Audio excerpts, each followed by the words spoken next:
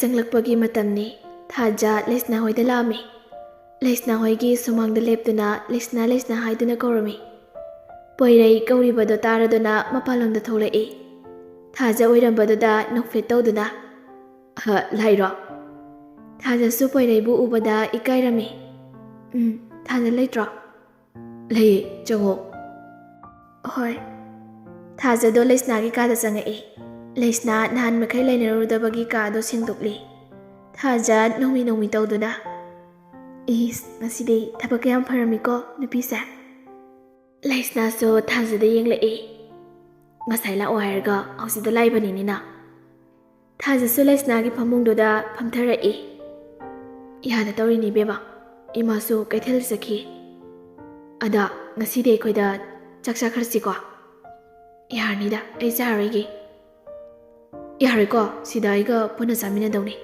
kyam kuire bani sak samina raktrise aidi zada bayari haisini hoiba charse haiba leisna harauna aduneba ada wahama haibiura haibiyo kaiwano adubura akhoi ta ton nang sa pami thaja ikaina astoning diko aseng kine ina haisi noi hana hospital da thengna braba thengni laisna nok laga adudagi akhoi ta ton nang sa nungsi kriye asi haiduna wari pumba thazada lirami isam chanjabi thazagi thamoida laisna na hairak liba sing adu taraga thamoida karigumba madi phawi laisna no fitoduna hoi bema akhoi ta ton na nang yam thi pamjabani yam nushijabani aduga ne akhoi ta ton se yam phabani ba nisha su sade akhoi ni ni duso khofa ma dawani nang hayang wai nungai doini thaza haifet suktuna as yare ko nang yang ware haisini aya phagi ga man male aina haisi aseng bai ne bot yare hai balesna nang yam thaja dradi ay akhoi ta ton korke asi haraga lesna do chatke haina tawi thazna lesna gi mukhang du tap phaduna karang dong ko na tanja sana poirei so moyani na leiriba ka du da sanga e poirei nomi tawduna kai wari sanai no noi ni de lesna nok laga ta ton gi wari sanaramine ai gi de kai wari sanai ba ho ta ton na ne thaja kayam nungsi ga haba do thaja da ina hairami ba odo mana thaja drib wa du ta bada poirei thaja da yinga e thaja mamaya du luk thaduna leirami tanjada da lata na macha nupi bu kaura e leisna poirei ga thaja ga da yingduna nebani ori sanaramo ko ai mama na kauri se kainom ta hangki thaja na ai sulake leiramu he ta ton ngori sanaramo ba asi hairamaga chatki ga da poirei ga thaja ga khakta ngaihore ani do ngaihak ti tumin leine asikpa do thugai duna poirei na Thaja poirei na kaurakpa aduda thamoigi mihulluso kanna hena chungkhalai Thaja khumlaktraba aduda poirei amuksu makha tarai Thaja nangbu anbu ukhiba numit adudagi thamoisina nangbu nuksijake nangbu aitagi oige haina khanjaki nanga thengnakiba numitudagi tumme chare nangi wakhal ngaktani Thaja poirei na hairibado pakhoma mata piramde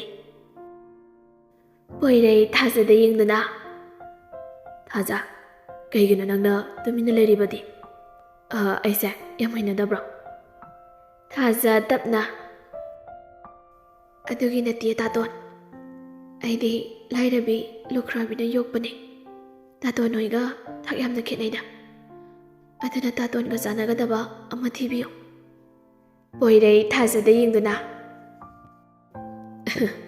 Thaja aina nang nungsibade nangi chamcham jabana tawdudani aina pambade nangi senglaba thamoido adu khaktani nangi thamoido adu nataba atopa henba mata pamdi Thaja poirei gi wadu tabada poirei bu nungsina yengjarai poirei so Thaja bu nungsina yengjarami tanjadu da tungdagi aham Anidu gyan tara'e.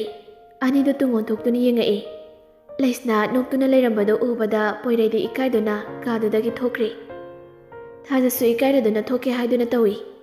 Laisna na thajagi khudang ado taphaduna. Chimbal thongdana nukside haraga. Thamoidana nuksiriraba. Thaja ikaina. Laisna, noi tatonse yam chammibo. Aini ngasai na haidro yam phabanina. Ada nangai khoi tatonse nuksibraba. Thaja pakhumdi pidabe ikaina mangaktumag nomi. Laisna noklaga. Adunidana afaba nupasidi lemna manganba yaba nate. Law makada ensang semurase. Babana chicken so leira horabani. Asi haiduna anido harau harauna makada kumthara'e. Somda kaduda mathanta momon no'i. Laisna bu ningsingduna. Mon makada lairiba phone ado lauduna poiraida call tawrami.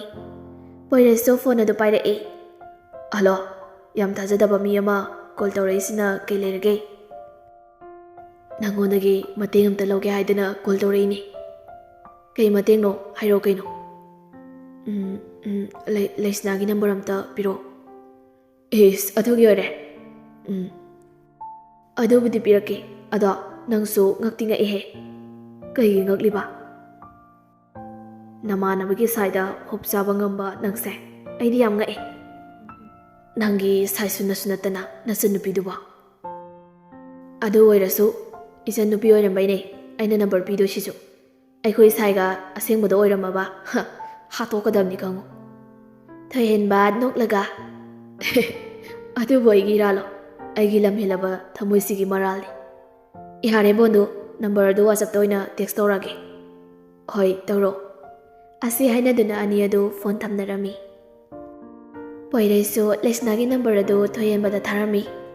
Thoyenba Laisnagi number phangbada yamna haraujarami. Asumna Laisna hoida harau harauna sak ising saba loiraduna. Thajabu mayumda thila'i.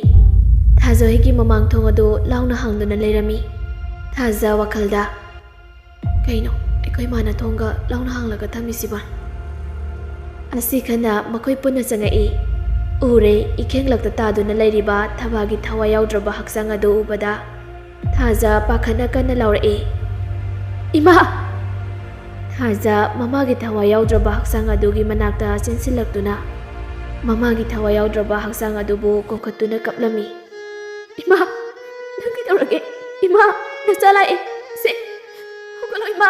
Nangkidawrage ima! Laisna so chensila'e. Idomcha! Idomcha!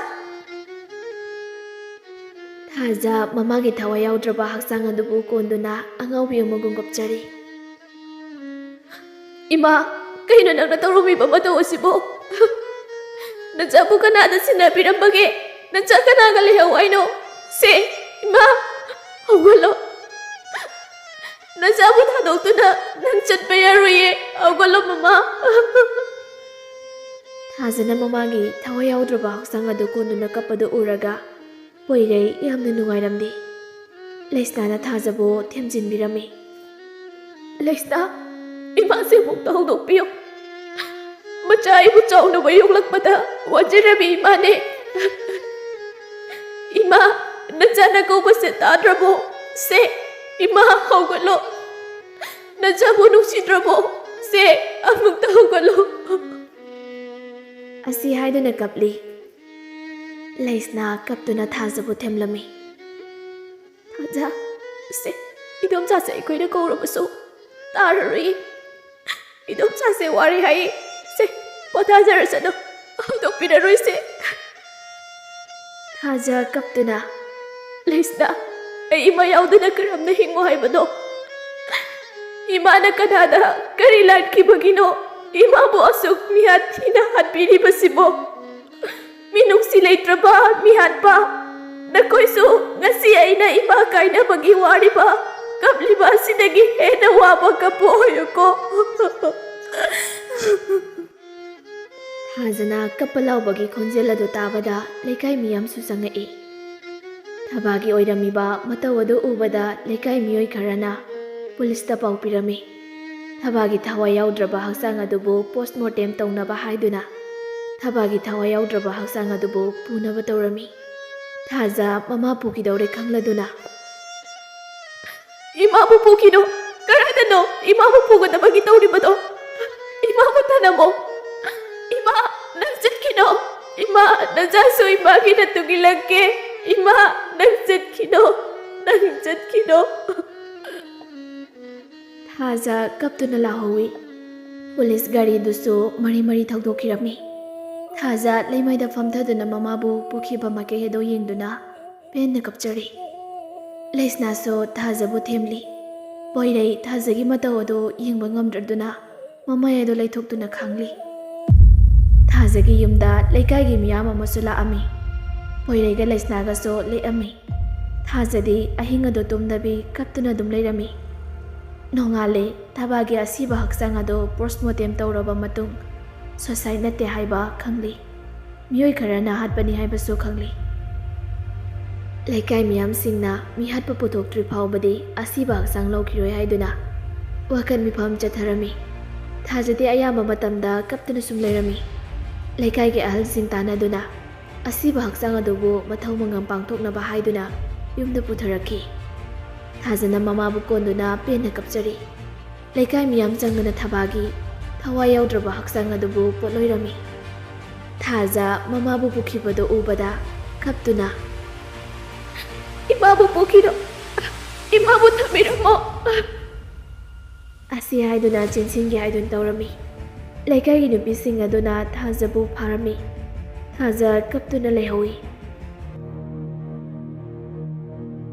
ꯑꯁꯨꯝꯅ ꯊꯕꯥꯒꯤ ꯀꯔꯃꯁꯨ ꯂꯣꯏꯈ꯭ꯔꯦ꯫ ꯊꯥꯖꯁꯨ ꯂꯩꯁꯅꯥ ꯍꯣꯏꯗ ꯂꯩꯔꯝꯃꯤ꯫ ꯂꯩꯁꯅꯥ ꯍꯣꯏꯒꯤ ꯁꯨꯇꯤꯁꯨ ꯂꯣꯏꯔꯝꯃꯤ꯫ ꯊꯥꯖ ꯂꯩꯁꯅꯥꯒꯤ ꯀꯥꯗ ꯎꯪꯗꯨꯅ ꯂꯩꯔꯝꯃꯤ꯫ ꯄꯣꯏꯔꯩꯁꯨ ꯆꯪꯉꯛꯏ꯫ ꯊꯥꯖꯅ ꯎꯪꯗꯨꯅ ꯂꯩꯔꯝꯕꯗꯨ ꯎꯕꯗ ꯊꯥꯖꯒꯤ ꯃꯅꯥꯛꯇ ꯆꯪꯁꯤꯜꯂꯛꯇꯨꯅ ꯇꯞꯅ ꯐꯝꯊꯔꯛꯏ꯫ ꯃꯤ ꯂꯥꯛꯄꯒꯤ ꯆꯪꯉꯛꯄꯒꯤ ꯈꯣꯟꯖꯦꯜ ꯇꯥꯕꯗ ꯇꯥꯔꯛꯏꯕ ꯃꯤꯠꯀꯤ ꯄꯤꯗꯨ ꯃꯈꯨꯠꯇꯨꯅ ꯇꯩꯊꯣꯛꯆꯔꯝꯃꯤ꯫ ꯄꯣꯏꯔꯩ ꯊꯥꯖꯗ ꯅꯨꯡꯉꯥꯏꯇꯅ ꯌꯦꯡꯗꯨꯅ "ꯊꯥꯖ, ꯅꯪ ꯑꯗꯨꯃꯥꯏꯅ ꯁꯨꯝ ꯇꯧꯔꯒ ꯂꯩꯔꯗꯤ ꯅꯁꯥꯗꯣ ꯌꯥꯔꯣꯏ꯫ ꯆꯥꯛꯁꯨ ꯅꯤꯡꯊꯤ ꯅꯨꯡꯉꯥꯏꯅ ꯆꯥꯗꯦ." ꯊꯥꯖ ꯋꯥꯅ ꯊꯤꯡꯗꯨꯅ ꯊꯝꯂꯝꯕ ꯃꯤꯠꯀꯤ ꯄꯤꯗꯨꯁꯨ ꯁꯤꯟꯊꯖꯔꯛꯏ꯫ "ꯇꯥꯇꯣꯟ, ꯑꯩ ꯏꯃꯥꯕꯨ ꯀꯧꯕ ꯉꯝꯗꯤꯌꯦ꯫ ꯑꯩꯒꯤ ꯏꯃꯥꯗꯣ ꯑꯋꯥꯕ ꯇꯅꯝꯕ ꯁꯔꯨꯛ ꯑꯣꯏꯖꯔꯛꯂꯕꯅꯤ꯫ ꯆꯥꯅꯤꯡꯕ ꯀꯌꯥ ꯂꯩꯔꯕꯁꯨ, ꯁꯦꯠꯅꯤꯡꯕ ꯀꯌꯥ ꯂꯩꯔꯕꯁꯨ ꯃꯆꯥ ꯑꯩꯒꯤ ꯈꯟꯕꯗ ꯆꯥꯅꯤꯡꯕ ꯀꯌꯥ ꯆꯥꯕ ꯐꯪꯈꯤꯗ꯭ꯔꯕꯤ ꯏꯃꯥꯅꯦ꯫ ꯀꯔꯤꯒꯤꯗꯃꯛ ꯏꯃꯥꯕꯨ ꯍꯧꯖꯤꯛ ꯃꯤꯅꯨꯡꯁꯤ ꯂꯩꯇꯅ ꯍꯥꯠꯇꯣꯛꯄꯤꯔꯤꯕꯅꯣ?" "ꯊꯥꯖ, ꯑꯗꯨꯗ ꯁꯨꯝ ꯈꯜꯂꯗꯤ ꯅꯁꯥꯗꯣ ꯌꯥꯔꯣꯏ꯫ ꯑꯩꯈꯣꯏ ꯃꯤꯑꯣꯏꯕ ꯍꯥꯏꯕꯁꯤꯗꯤ ꯅꯣꯡꯃ ꯅꯠꯇ꯭ꯔꯒ ꯅꯣꯡꯃꯗꯤ ꯁꯤꯒꯗꯕ ꯉꯥꯛꯇꯅꯤ꯫ ꯑꯍꯜ ꯂꯀꯣꯟꯒꯤ ꯋꯥ ꯈꯛꯇꯅꯤ ꯐꯠꯇ꯭ꯔꯕ ꯃꯤꯍꯥꯠꯄꯁꯤꯡ ꯑꯗꯨ ꯄꯨꯂꯤꯁꯅꯁꯨ ꯀꯟꯅ ꯊꯤꯔꯤꯗꯅ." "ꯇꯥꯇꯣꯟ, ꯑꯩꯒꯤ ꯏꯃꯥ ꯍꯥꯠꯄ ꯃꯈꯣꯏꯁꯤꯡꯗꯣ ꯑꯩ ꯃꯁꯛ ꯌꯥꯝꯅ ꯈꯪꯅꯤꯡꯉꯤ꯫ ꯀꯔꯤꯒꯤꯗꯃꯛ ꯃꯈꯣꯏꯅ ꯑꯩꯒꯤ ꯏꯃꯥꯕꯨ ꯍꯥꯠꯂꯤꯕꯗꯣ?" ꯑꯁꯤ ꯍꯥꯏꯔꯒ ꯊꯥꯖ ꯀꯞꯂꯛꯏ꯫ "ꯊꯥꯖ, ꯀꯞꯀꯅꯨꯁꯦ꯫ ꯅꯪꯅ ꯀꯞꯄ ꯎꯔꯒ ꯑꯩ ꯌꯥꯝꯅ ꯅꯨꯡꯉꯥꯏꯇꯦ꯫ ꯑꯗ ꯏꯃꯥꯕꯨ ꯍꯥꯠꯂꯤꯕ ꯃꯤꯁꯤꯡꯗꯣ ꯅꯪꯅ ꯆꯤꯡꯅꯕ ꯃꯤꯗꯤ ꯂꯩꯕ꯭ꯔꯥ?" "ꯂꯩ." "ꯀꯅꯥꯅꯣ?" "ꯀꯤꯡꯕ." ꯄꯣꯏꯔꯩ ꯃꯆꯤꯟꯗ ꯇꯞꯅ ꯁꯣꯜꯂꯤ꯫ "ꯀꯤꯡꯕ." ꯁꯣꯝꯗ ꯊꯣꯏꯍꯦꯟꯕ ꯀꯣꯂꯦꯖ ꯀꯥꯕ ꯋꯥꯅ ꯉꯥꯏꯔꯤ꯫ ꯗꯣꯂꯤꯁꯨ ꯅꯨꯡꯇꯤꯒꯤ ꯊꯣꯏꯍꯦꯟꯕꯗ ꯀꯣꯜ ꯇꯧꯔꯛꯑꯝꯃꯤ꯫ ꯑꯗꯨꯕꯨ ꯊꯣꯏꯍꯦꯟꯕꯅ ꯄꯥꯏꯕꯤꯔꯝꯗꯦ꯫ ꯉꯁꯤꯁꯨ ꯗꯣꯂꯤ ꯀꯣꯜ ꯇꯧꯔꯛꯏ꯫ ꯊꯣꯏꯍꯦꯟꯕ ꯉꯁꯤꯗꯤ ꯗꯣꯂꯤꯒ ꯋꯥ ꯆꯞ ꯆꯥꯕꯤ ꯑꯃ ꯉꯥꯡꯅꯔꯒꯦ ꯈꯟꯗꯨꯅ ꯗꯣꯂꯤꯒꯤ ꯀꯣꯜ ꯑꯗꯨ ꯄꯥꯏꯈꯠꯂꯝꯃꯤ꯫ "ꯍꯜꯂꯣ." ꯗꯣꯂꯤ ꯊꯣꯏꯍꯦꯟꯕꯅ ꯀꯣꯜ ꯄꯥꯏꯔꯛꯄ ꯑꯗꯨꯗ ꯍꯔꯥꯎꯖꯔꯝꯃꯤ꯫ "ꯀꯩꯒꯤꯅꯣ ꯅꯍꯥꯟ ꯃꯈꯩ ꯑꯩꯅ ꯑꯗꯨ ꯌꯥꯝ ꯇꯧꯕ ꯀꯣꯜꯒ ꯄꯥꯏꯕꯤꯔꯛꯇ꯭ꯔꯤꯗꯨꯕꯣ?" "ꯑꯩꯗꯣ ꯊꯕꯛ ꯆꯤꯟꯕꯩꯅꯤ꯫ ꯑꯗꯨ ꯗꯣꯂꯤ, ꯑꯩ ꯉꯁꯤꯗꯤ ꯅꯉꯣꯟꯗ ꯋꯥ ꯈꯔ ꯍꯥꯏꯒꯦ." ꯗꯣꯂꯤ ꯅꯣꯛꯐꯦꯠ ꯇꯧꯅ "ꯍꯥꯏꯌꯣ, ꯀꯩ ꯋꯥꯅꯣ ꯊꯣꯏꯍꯦꯟ?" ꯊꯣꯏꯍꯦꯟꯕ ꯁꯣꯔ ꯁꯥꯡꯅ ꯍꯣꯟꯊꯗꯨꯅ "ꯗꯣꯂꯤ, ꯅꯪ ꯑꯩꯕꯨ ꯀꯥꯎꯔꯣ." ꯗꯣꯂꯤ ꯉꯛꯅ "ꯊꯣꯏꯍꯦꯟ." "ꯑꯁꯦꯡꯕꯅꯤ ꯗꯣꯂꯤ, ꯅꯪ ꯑꯩꯕꯨ ꯀꯥꯎꯔꯣ꯫ ꯏꯕꯥꯅꯤꯒꯤ ꯃꯔꯤꯁꯤꯗꯤ ꯑꯣꯏꯕ ꯌꯥꯔꯣꯏꯗꯕ ꯃꯔꯤꯅꯤ꯫ ꯏꯕꯥꯅꯤ ꯀꯨꯏꯅ ꯈꯪꯅꯔꯛꯂꯕꯁꯨ ꯑꯩꯒꯤ ꯊꯃꯣꯏꯁꯤꯅ ꯅꯪꯕꯨ ꯅꯨꯡꯁꯤꯕ ꯁꯨꯡꯐꯥꯎ ꯐꯥꯎꯗꯦ꯫ ꯑꯩꯉꯣꯟꯗ ꯂꯩꯔꯕꯁꯨ nang wagani. Dolly Thoyen magi wadu tabada khangaude milu pirang sinthajarei. Kaina Thoyen nang na haidubo. Ai madugam lo. Ai nai nang bunung sibade nang kaktani. Ayo, ai ngoda kai wat ke Thoyen. Dolly, nangoda kemta wate. Luribadi ai nang bunung siba ngamdribasini. Aigi thamoisina nangna taba kanagumbi amabu nungsirori. Nangna nungsiribaduna kanano? Mahakto atai kanasu nate. Laisnane. Dolly masinda tamna sole. Laisna haiba. Mane. Mabu aharma urba mikuptudagi aina mabu nungsigi. Aduna nangso nanga sanagadaba ama yengkro. Asi hairaga Thoyen ba phone kakhi.